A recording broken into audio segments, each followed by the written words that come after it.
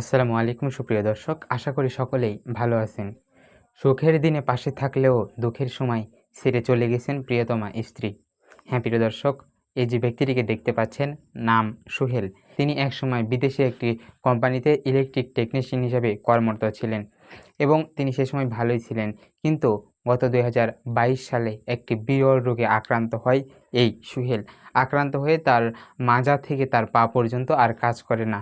তার মাজা থেকে পা পর্যন্ত কাজ করা বন্ধ করে দেয় এবং তিনি দেশে চলে আসেন এবং দেশে আসার পর তার স্ত্রী, তার একটি সন্তান রয়েছে, তার একটি কন্যা সন্তান রয়েছে প্রায় 4 বছর বয়স এবং তার স্ত্রী রয়েছে। তার স্ত্রী তাকে ছেড়ে চলে গেছে। এই অসহায়ের দিনে এই সোহেলকে ছেড়ে তার স্ত্রী চলে গেছে। এখন সোহেল শুধু একাই রয়েছে এবং এই সোহেল তার ৭০-৭৪ বছরের বৃদ্ধা মাকে নিয়ে চলাফেরা করছেন, থাকছেন এবং এই সোহেলের কিন্তু জীবন একরকম বিপর্যয়ে কাটছে। তিনি একা কোথাও হাঁটতে পারেন না, যেতে পারেন না। কারো সাহায্য ছাড়া তিনি কোথাও যেতে পারেন না। এই দুঃসময়ে তার স্ত্রী তাকে ছেড়ে চলে গেছে। সোহেল এবং সোহেলের পরিবার জানায় যে টিকটকের নেশা এবং অন্য পুরুষদের সাথে কথা বলার কারণেই তার স্ত্রী তাকে ছেড়ে চলে গেছে। এদিকে সোহেল ৩২ লক্ষ টাকা খরচ করে ফেলেছে তার চিকিৎসার জন্য।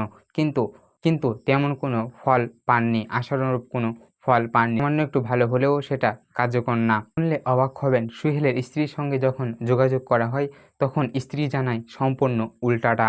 তার স্ত্রী বলে যে ওই স্বামী নাকি তাকে নির্যাতন করতো, শ্বশুরবাড়ির লোকেরা নির্যাতন করতো, তার মুখের ভাষা খারাপ ছিল, তাই তিনি সেখান থেকে চলে এসেছেন, এমনটাই দাবি করেছেন সোহেলের স্ত্রী। এবং সোহেল জানান যে সে আরও চিকিৎসা নিতে চায় এবং চিকিৎসকরা বলেছে সোহেলকে যে ইন্ডিয়া অথবা চায়নাতে গেলে তার এটা ভালো হওয়ার সম্ভাবনা রয়েছে। কিন্তু এই চিকিৎসার জন্য তার আরও ১০ লক্ষ টাকা খরচ হবে। তিনি এই তার এই সুস্থ করতে চেয়েছেন তার জমানো টাকা এবং বাড়িঘর এবং তাদের ধন সম্পদ যা ছিল সব শেষ, এখন নিঃস্ব। তার কাছে আর ১০ লাখ টাকা নেই। তাই তিনি সাহায্য চেয়েছেন সমাজের ধনী ব্যক্তি। প্রিয় দর্শক, প্রিয়তমা স্ত্রী চলে যাওয়ায় সেই সোহেল এখন একাকী জীবনযাপন করছে খুব কষ্টে। প্রতিটি দিন পার হচ্ছে তার অনেক কষ্টে। প্রিয় দর্শক, ভিডিওটি শেয়ার করে দিয়ে অন্যকে দেখার সুযোগ করে দেবেন। আজকে এ পর্যন্তই। দেখা হচ্ছে নতুন আরও কোনো সত্য তথ্য নিয়ে। ততক্ষণ পর্যন্ত ভালো এবং সুস্থ থাকবেন। আজকে এখানেই বিদায় নিচ্ছি।